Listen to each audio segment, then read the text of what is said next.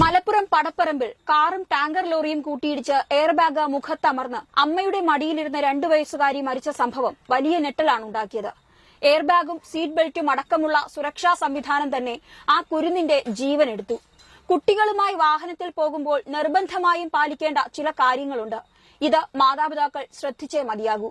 വിദേശ രാജ്യങ്ങളിലാണെങ്കിൽ കുട്ടികളെ മുന്നിലിരുത്തിയാൽ പിഴയാണ്. കാരണം മുൻ സീറ്റുകൾ കുട്ടികൾക്ക് സുരക്ഷിതമല്ല. മാത്രവുമല്ല, കുട്ടികളെ മുൻ സീറ്റിലിരുന്ന് മടിയിൽ ഇരുത്തരുത്. എന്തുകൊണ്ടാണ് ഇത് പറയുന്നത്? അപകടമുണ്ടാകുമ്പോൾ 900 കിലോഗ്രാം ശക്തിയിലാണ് എയർബാഗ് പുറത്തേക്ക് വരിക. യാത്രക്കാരന്റെ മൂക്കിന്റെയോ നെഞ്ചിന്റെയോ 1 സെന്റിമീറ്ററോളം അകലത്തിലാണ് ബാഗ് വിടർന്നു നിൽക്കുക. യാത്രക്കാരന്റെ മടിയിൽ കുട്ടിയുണ്ടെങ്കിൽ ബാഗ് തെറിക്കുമ്പോഴുണ്ടാകുന്ന ആഘാതം മുഴുവൻ കുട്ടിയുടെ ശരീരത്തിലേൽക്കും. ഇത് മരണത്തിന് കാരണമാകും. ഈ കുട്ടിയുടെ കാര്യത്തിലും ഇതാണ് സംഭവിച്ചത്. അതുകൊണ്ട് ദയവായി മുൻ സീറ്റിൽ മക്കളെ മടിയിലിരുത്തരുത്. ഇനി എയർബാഗ് എങ്ങനെയാണ് പ്രവർത്തിക്കുന്നത് എന്നുകൂടി പറയാം. അതായത് സാങ്കേതിക വശം. ഒരു കാർ കൂട്ടിയിടിക്കുമ്പോൾ അതിന്റെ സ്പീഡ് അതിവേഗം കുറയുന്നു. വേഗതയിലെ ഈ പെട്ടെന്നുള്ള മാറ്റം ആക്സിലറോമീറ്റർ തിരിച്ചറിയുന്നു. ഇതിനുശേഷം എയർബാഗിന്റെ സർക്യൂട്ടിലെ സെൻസറിനെ ആക്സിലറോമീറ്റർ സജീവമാക്കുന്നു.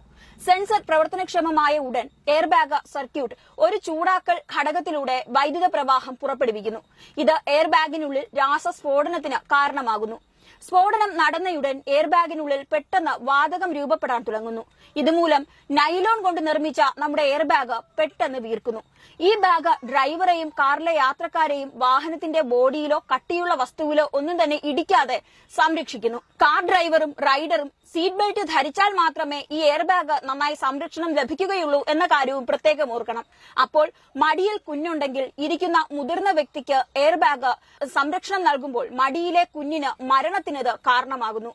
10 വയസ്സിൽ താഴെയുള്ള കുട്ടികളെ മുൻ സീറ്റിലിരുത്തി വാഹനം ഓടിക്കരുത്. ചൈൽഡ് റെസ്ട്രെയിൻ സിസ്റ്റം വാഹനത്തിൽ ഘടിപ്പിക്കാം. പിൻ സീറ്റിൽ കുട്ടികളെ ഇരുത്താനുള്ള ചെറിയ സീറ്റ് പോലെയുള്ള സംവിധാനമാണിത്. കുട്ടികളെ അതിലിരുത്തി ബെൽറ്റ് വിട്ടാൽ അപകടത്തിന്റെ ആഘാതം കുറയ്ക്കാം. ഇനി സീറ്റ് ബെൽറ്റ് ഇട്ടാലും ചെയ്യാൻ പാടില്ലാത്ത ചിലതുണ്ട്. സീറ്റ് ബെൽറ്റ് ഇട്ട് കുട്ടികളെ മടിയിലിരുത്തി യാത്ര ചെയ്യരുത്. മാത്രമല്ല, കുഞ്ഞിനെയും ചേർത്ത് സീറ്റ് ബെൽറ്റ് ഇടരുത്.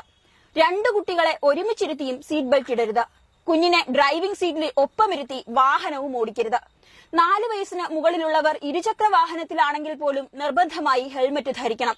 9 മാസം മുതൽ 4 വയസ്സുവരെയുള്ള ഹെൽമറ്റും ബെൽറ്റും ഇപ്പോൾ നിർബന്ധമാണ്. ഇരുചക്ര വാഹനങ്ങളിൽ കുട്ടികളെ നിർത്തി യാത്ര ചെയ്യിക്കരുത്.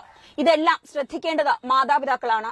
ശ്രദ്ധിക്കുക, നമ്മൾ എന്ത് മാതൃക കാണിച്ചു കൊടുക്കുന്നോ അതുതന്നെയായിരിക്കും കുട്ടിയുടെ ഭാവി ജീവിതവും സുരക്ഷിതമാക്കുന്നത്.